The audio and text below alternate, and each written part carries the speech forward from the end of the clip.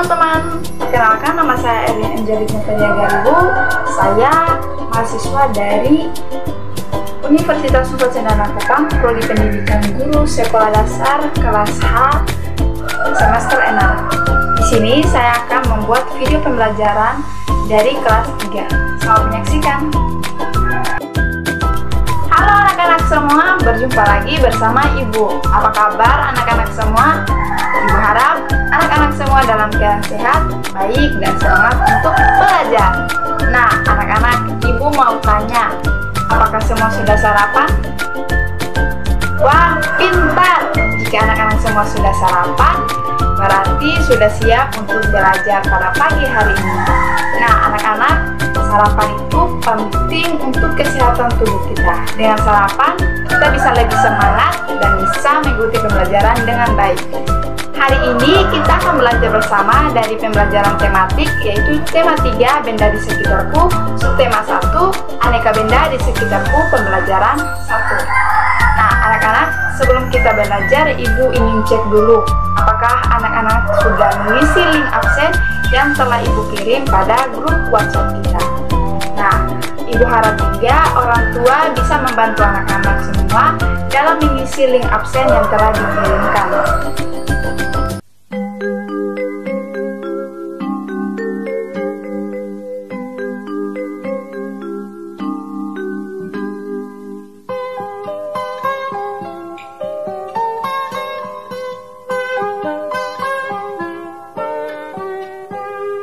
Pagiku cerahku, matahari bersinar, ku gendong tas merahku di pundak. Selamat pagi semua, ku nantikan dirimu di depan kelasmu, menantikan kami. Guruku tersayang, guru tercinta, tanpamu apa jadinya aku? Tak bisa baca tulis, mengerti banyak hal, guruku, terima kasihku. Nyatanya diriku kadang buatmu marah, namun segala maaf kau berikan.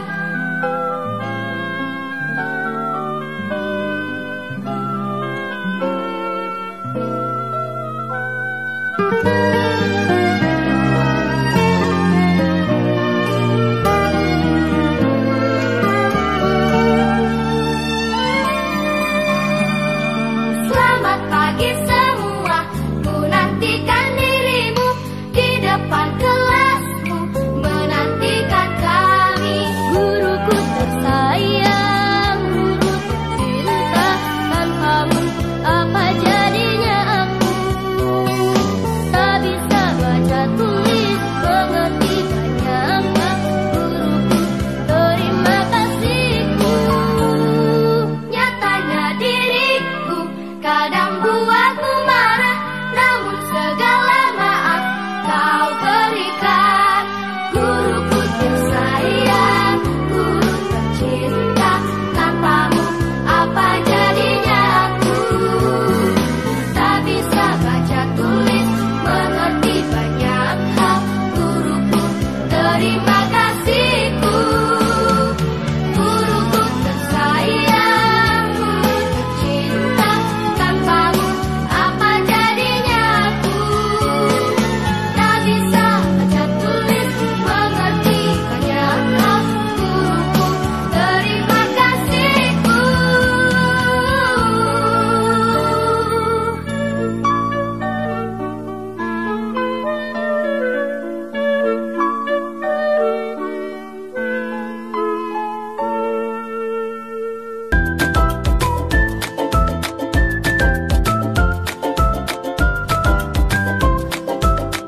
Setiap hari kita melihat aneka benda di lingkungan sekitar. Benda-benda itu dapat membantu aktivitas kita sehari-hari. Benda di sekitar kita beraneka bentuk dan warnanya. Ada benda yang berukuran besar, ada juga yang berukuran kecil. Nah, anak-anak, coba anak-anak semua perhatikan benda-benda di sekitar. Bagaimana bentuk, warna, dan ukurannya. Nah, anak-anak, pasti benda di sekitar kita itu memiliki bentuk dan ukuran yang berbeda-beda. Oke. Kita masuk pada benda-benda di sekitar kita. Apakah benda itu? Nah, anak-anak, manusia, hewan, dan tumbuhan merupakan benda. Batu, gelas, dan buku juga benda. Dapatkah anak-anak semua melihat perbedaan antara benda-benda yang telah Ibu sebut tadi? Nah, benda di sekitar kita itu ada benda yang hidup dan ada benda yang mati. Benda hidup itu contohnya ada manusia, hewan, dan tumbuhan. Mengapa disebut benda? Sedangkan benda mati karena benda itu banyak sekali. Contohnya ada tempat, ada gelas, ada buku, ada televisi, handphone, kursi, meja, dan masih banyak sekali. Nah, mengapa disebut benda mati? Karena benda-benda tersebut tidak dapat bergerak dan berpindah tempat dengan sendirinya, kecuali kita yang menggerakkan benda-benda tersebut. Nah, dan tadi Ibu hanya bilang benda. Benda itu apa sebenarnya, Ibu? Nah, anak-anak, benda adalah segala sesuatu yang menempati ruang dan mempunyai massa. Massa benda itu diukur dengan cara ditimbang. Nah, bagaimana cara membedakan benda dengan bukan benda? Apakah cahaya termasuk benda, anak-anak? Bagaimana dengan panas? Nah, anak-anak, cahaya dan panas bukanlah benda. Cahaya dan panas itu tidak dapat menempati ruang dan cahaya itu tidak dapat ditimbang. Nah, di sini kita akan mengamati gambar-gambar di bawah ini. Kita akan melingkari mana gambar yang termasuk benda dan mana yang tidak termasuk benda. Nah, anak-anak juga harus ingat, benda itu dapat menempati ruang dan bisa ditimbang. Nah, yang pertama ada api unggun. Apakah api unggun termasuk benda? Untuk panas api unggun ini tidak dapat menempati ruang dan tidak bisa ditimbang, sehingga api unggun ini tidak termasuk benda. Yang kedua ada minyak goreng. Minyak goreng apakah termasuk benda, Ibu? Ya, karena minyak goreng ini dapat ditimbang dan dapat menempati ruang. Yang ketiga ada cahaya lampu. Ibu, apakah cahaya lampu ini termasuk benda? Tentu tidak, sama dengan api unggun. Karena cahaya lampu ini tidak termasuk benda karena tidak bisa menempati ruang dan tidak bisa ditimbang. Yang keempat ada ember. Nah, anak-anak, apakah ember termasuk benda? Ya, ember juga termasuk benda. Yang kelima ada es.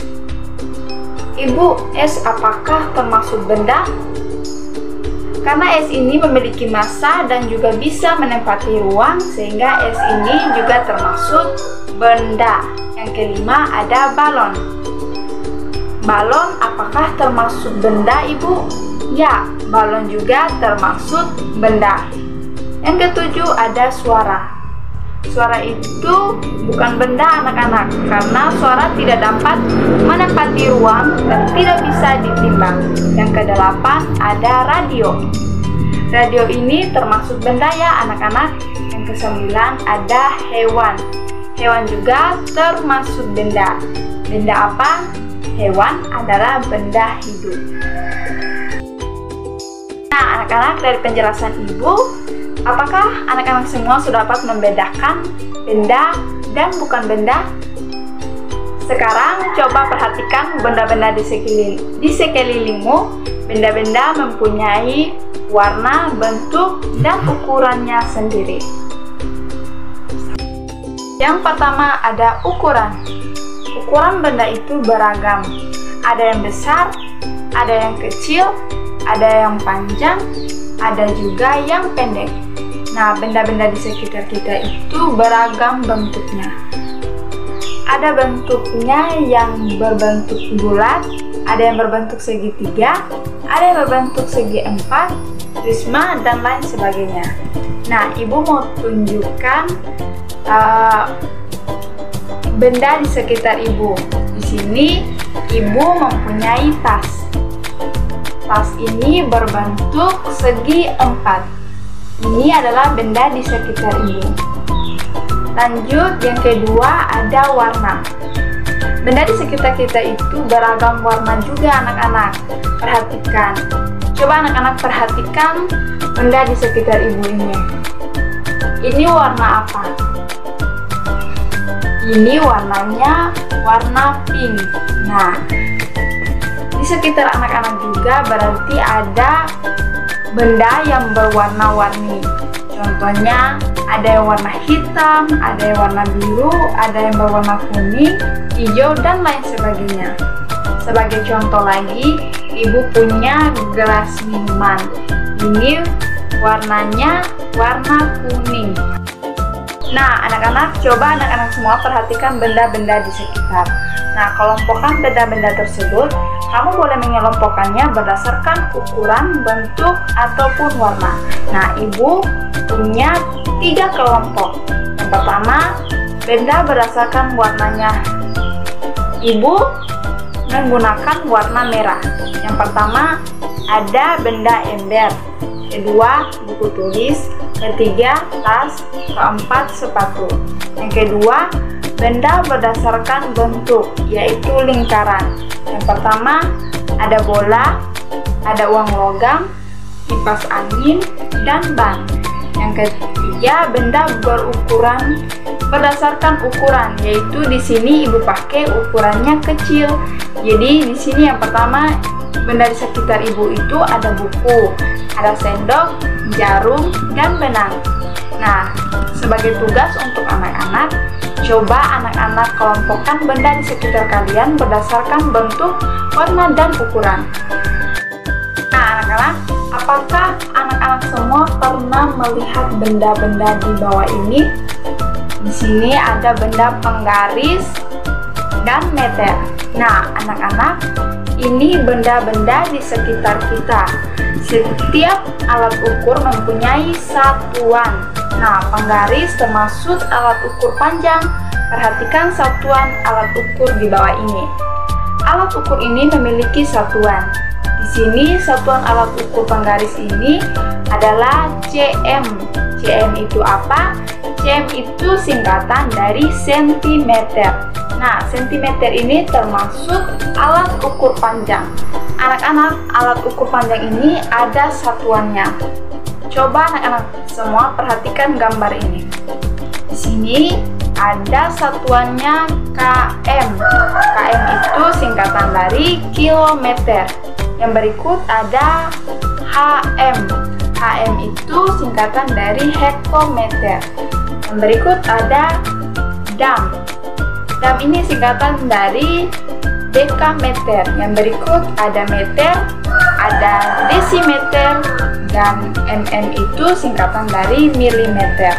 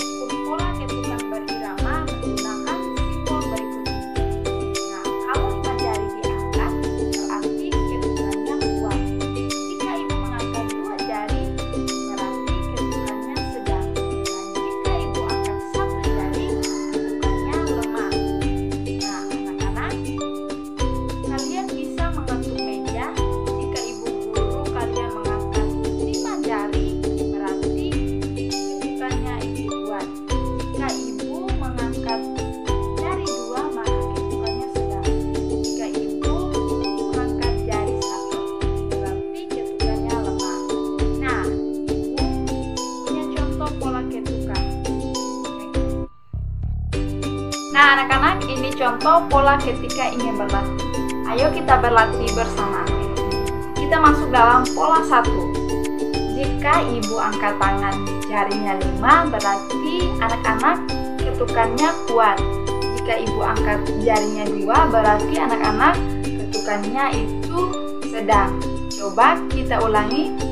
Ibu angkat tangan 5, berarti anak-anak langsung mempraktekannya di rumah.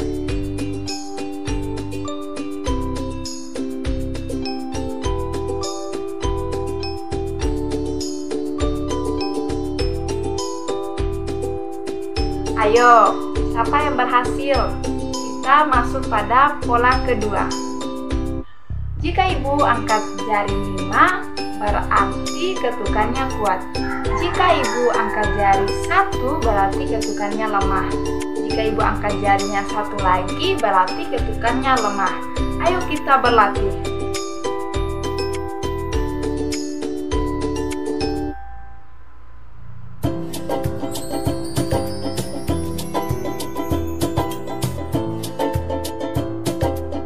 Oke, selesai.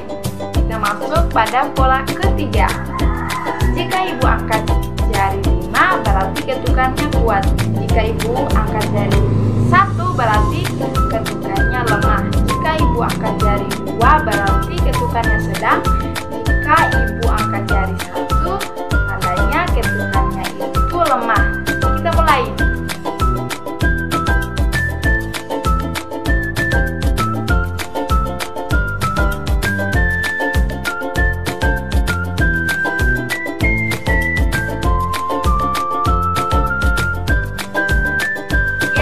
Ibu harap anak-anak semua bisa mengerti. Nah, kalian sudah bisa berlatihnya juga di rumah. Kalian bisa menonton kembali video ibu. Nah, anak-anak, gunakan benda di sekitar kalian itu untuk menghasilkan bunyi. Setiap benda dapat menghasilkan bunyi yang berbeda. Coba anak-anak gunakan benda di sekitar anak-anak semua menggunakan pola ketukan yang telah ibu ajarkan kepada anak-anak semua. Baik anak-anak, bagaimana dengan pembelajaran kita pada hari ini? Ibu harap anak-anak semua bisa paham, mengerti. Nah, jika anak-anak semua belum mengerti, silakan anak-anak semua bisa bertanya pada kolom komentar dan bisa juga bertanya langsung pada grup WhatsApp kita.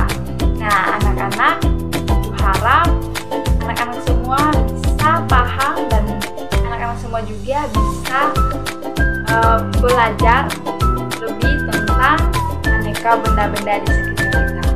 Semoga anak-anak juga bisa mengamati benda di sekitar anak-anak semua dan mengerjakan tugas yang telah ibu berikan. Nah, anak-anak, sebelum ibu menutup pelajaran kita hari ini, mari kita awalinya dengan doa. Doa menurut agama dan kepercayaan kita masing-masing. Doa mulai. Doa selesai.